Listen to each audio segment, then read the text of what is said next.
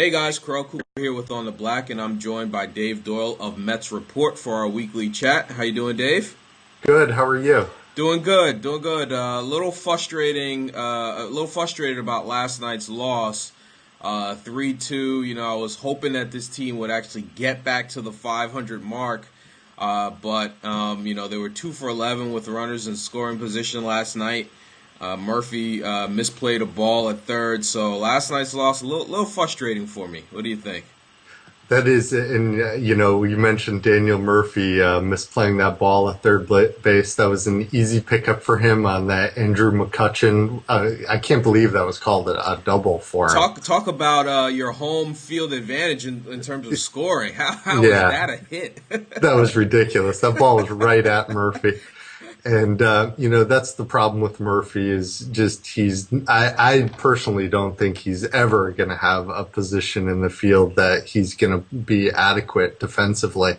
And yeah, he can hit, but you know what? I mean, he doesn't have that much power anyway. So, I mean, I know he's been hitting the ball well, and he's been hitting a lot of singles and doubles, and that's great to see. But from my perspective, I think in the long term, he's probably projects more as like a backup corner infielder type of guy, pinch hitter for his career. To me, you just can't hide him in the field. You can't.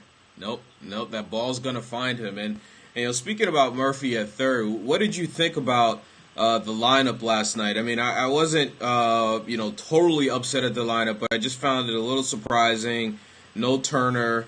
Instead, Murphy at third, Tejada at second, and Duda getting, I believe, his first ever major league start at first base. Collins, I think, has done a good job so far this year. But what did you think about that lineup and the positions out there?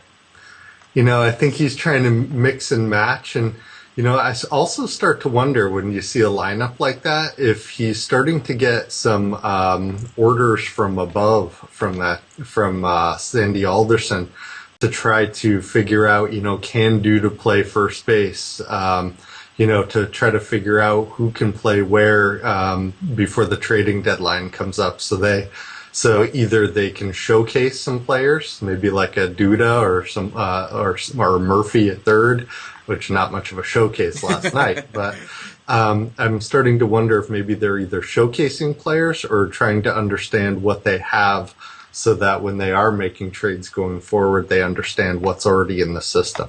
Yeah, no, and that's a good point. I don't know if it's coming from above or if just Collins is doing it himself. I will say that I think it was a nice move to bring Duda up. This team has been lacking power in their lineup really all season long, and especially now with no Davis, no Wright, and Bay just completely falling off the cliff. So, I agree with trying to find a spot to get Duda in the lineup, and if first base happens to be it, you know what? I might rather see Duda at first with his bat in the lineup as opposed to Murphy, but I want to see Turner at third base. I agree. Turner has just been unbelievable this year. He really has. I mean, he is so clutch. It's amazing to me. But, when you touched on Duda there, and I think the issue with Duda is that it's possible that somebody's going to be in right field next month other than Carlos Beltran. Yeah, you're probably right. Beltran's going to be gone. Yeah.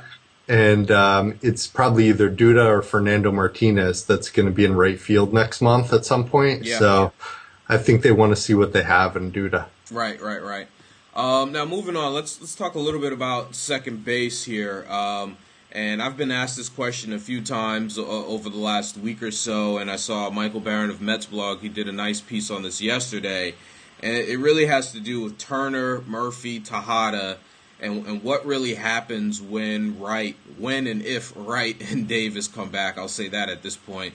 All three, in my opinion, even though Murphy made a terrible play last night and we don't like him defensively, he has hit the ball this year. He is doing well from the plate. Tejada has been improving at the plate, and we just spoke on Turner. He's been unbelievable. I mean, what are your thoughts on what happens when Wright and Davis come back? Because the Mets can't keep all three of those guys up here at the big league level. Right.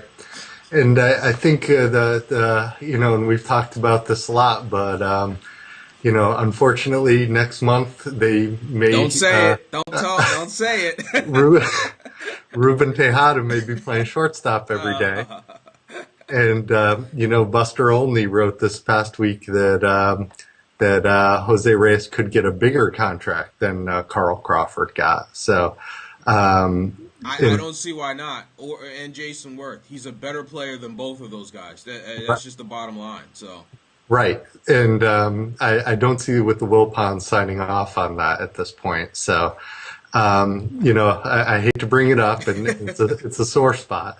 But Ruben Tejada is probably going to be a shortstop every day at some point next month, and I would assume Justin Turner at second base, Ike at first, Wright at third, and I think probably Murphy's going to. I would think is going to be the odd man out. Yeah, no, it's interesting because again, just referring to Michael Barron's piece, he talked about those three guys and the possibility of maybe one of those guys being traded somewhere else too before the deadline. I mean, and I never really thought about that, but I guess that is a real possibility if you're looking at trading a Beltran or I don't even want to say, but a Reyes or whatever. One of those guys could be packaged in that deal or go somewhere else to fill either a bench role or a utility infielder somewhere as well too. Oh, absolutely. I mean, I think everything's going to be wide open. I mean, if you start looking around, I mean, pretty much anybody and everybody could go except for Jason Bay, I think is untradeable.